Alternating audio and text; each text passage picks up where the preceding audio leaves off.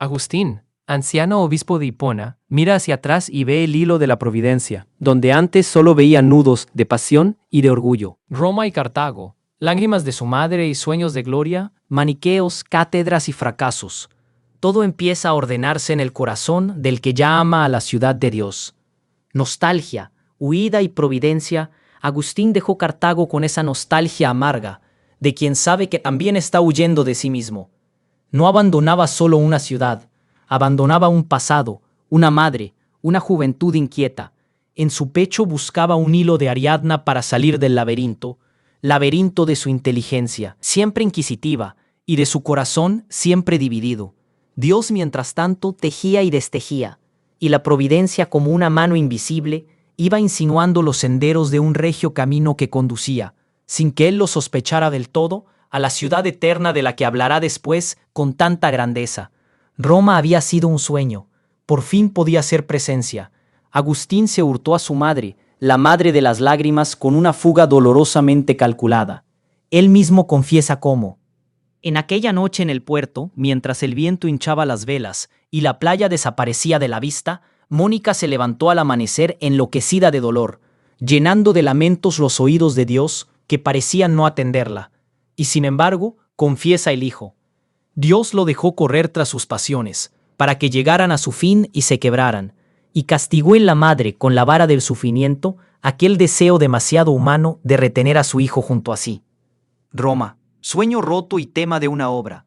Roma, llena de luces, se encontró de repente con un africano inquieto que, sin saberlo del todo, iba a convertirse en una de las estrellas de su corona espiritual. Agustín paseaba por sus calles con la frente alta, el porte ligero, medio fascinado, medio desencantado. La ciudad de los Césares alojaba ahora a un fugitivo. Huía de su patria, acosado por su conciencia, y la huida era, como él mismo dirá, el camino que el corazón angustiado se fabrica cuando no quiere mirar la verdad de frente. Él da sus razones inmediatas, no tanto buscar más dinero o gloria, aunque eso pesaba también, sino escapar de la indisciplina de los estudiantes africanos y encontrar en Roma una juventud más sosegada, disciplinada, sometida a reglas. Pero la realidad fue otra. Había disciplina, pero faltaba nobleza. Había orden externo, pero no rectitud interna. La Roma que soñó se desmoronó ante sus ojos. No era bastión de virtudes, sino refugio de sectas, de filosofías en conflicto, de maniqueos escondidos, de académicos escépticos, de 1000 corrientes cruzadas. Roma se convertirá para él en tema vivo, laboratorio de ideas, símbolo de una grandeza que se deshace por dentro, materia futura de su gran obra. Allí, en ese hervidero, Agustín aprende una lección. La nobleza verdadera no se sostiene solo por cultura ni por tradiciones vacías. La ciudad no vive por sus paredes, sino por sus ciudadanos. La república permanece cuando hay hombres rectos. Roma vivía de sus memorias, pero había expulsado de su práctica lo mejor de su herencia. Esta tensión entre gloria exterior y corrupción interior será clave cuando, años más tarde, se hable de la urbe que cae y de la ciudad que no puede caer. El saqueo de Roma y el grito de los paganos. Llega el golpe que estremece al mundo. Alarico saquea Roma. La ciudad que parecía inconmovible sucumbe por un instante a la violencia de los godos. El mundo civilizado se queda sin aliento.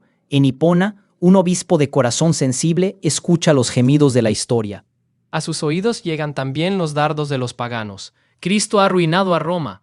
Desde que llegó vuestra religión, todo va peor. Antes teníamos teatros, circos, anfiteatros. Nada bueno nos trajo Cristo, solo calamidades. No es la primera vez que oye esta acusación.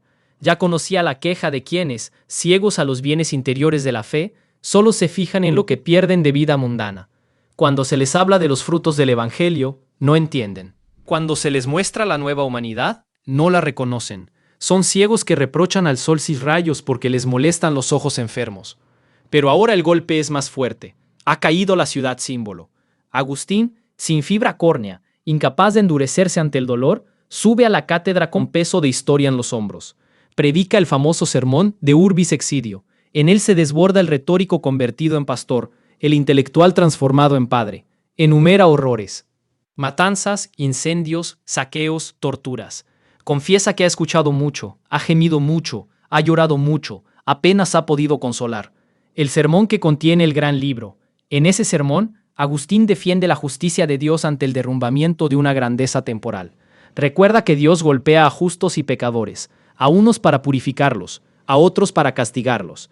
Vuelve a Job, a Abraham, a Daniel, a Noé. Recorre las Escrituras para mostrar que el sufrimiento no desmiente la bondad de Dios, sino que la purifica y la eleva. Hace girar la mirada de sus fieles hacia la cruz de Cristo. Lo que sufrió toda Roma, lo sufrió uno solo. Pero ¿qué uno? Rey de reyes, Señor de señores, prendido, atado, azotado, escupido, colgado de un madero. Compara al Creador con toda la creación. Pon junto a Cristo a Roma, pon junto a Cristo a toda la tierra, al cielo y a la tierra entera. Nada creado puede pesar tanto como el Creador entregado. Ese sermón es una maqueta de la ciudad de Dios. En él están, comprimidas, las grandes líneas que luego se desplegarán en 22 libros. La justicia de Dios en la historia, el sentido del sufrimiento, el contraste entre ciudad terrena y ciudad eterna, el papel de Cristo como clave interpretativa de todo. Es el grano donde duerme el árbol que dará sombra a siglos de pensamiento cristiano. Un plan que se hace obra, Agustín, no improvisa al azar. La gran obra que se llamará la ciudad de Dios no es un capricho del momento, sino un proyecto que se venía gestando en su interior, alimentado por años de predicación, controversias, lecturas y oración. Él mismo resumirá más tarde su plan. Los 10 primeros libros refutan a quienes creen que se necesitan muchos dioses para tener prosperidad en esta vida, o felicidad después de la muerte. Los 12 siguientes exponen positivamente el origen, desarrollo y fin de las dos ciudades, la de Dios y la del mundo. No escribe en un estudio silencioso, sino en medio de un torbellino. Herejías que combatir, sínodos que convocar, cartas que responder, almas que consolar, homilías que preparar. 13 años dura la composición. Entre vida pastoral y trabajo intelectual, va dejando caer, libro tras libro, piedras ciclópeas de esa inmensa catedral del pensamiento. El desorden aparente, digresiones, vueltas, repeticiones, no es pura distracción. Es la respiración de una mente que responde a urgencias concretas mientras sostiene un eje interior firme. 2 amores, 2 ciudades, 2 destinos. 2 amores, 2 ciudades. En el fondo de toda la obra hay una intuición ya madura en el corazón del doctor de la gracia. 2 amores edifican 2 ciudades. El amor de sí mismo hasta el desprecio de Dios levanta la ciudad terrena. El amor de Dios hasta el desprecio de sí mismo levanta la ciudad de Dios. Todo lo demás, imperios que suben y caen, guerras, saqueos, glorias y ruinas, es escenario en el que se juega esta doble construcción. Por eso, el saqueo de Roma no es, para Agustín, el fin del mundo sino un signo. Roma cae, porque es ciudad de hombres, no de ángeles. Porque su grandeza, aunque admirable, era terreno resbaladizo. Pero mientras cae una ciudad con murallas, crece dentro de la historia otra ciudad sin fronteras, hecha de corazones transformados. A esa ciudad orienta su mirada, y hacia ella quiere conducir a sus oyentes. El libro floresta, historia, filosofía y canto. La ciudad de Dios será, así, mucho más que una respuesta polémica. En ella, Agustín reúne el inmenso caudal de su cultura, historia pagana y bíblica, poesía, filosofía, crítica de mitos, análisis de imperios, examen de herejías. Es una enciclopedia viva en la que todo se ordena hacia una pregunta. ¿Qué valor tiene la ciudad humana frente a la ciudad de Dios? Sus contemporáneos se maravillan. Algunos le escriben confesando que no saben qué admirar más, si su saber, su santidad, su dominio de la historia, su vigor filosófico o la dulzura y firmeza de su estilo.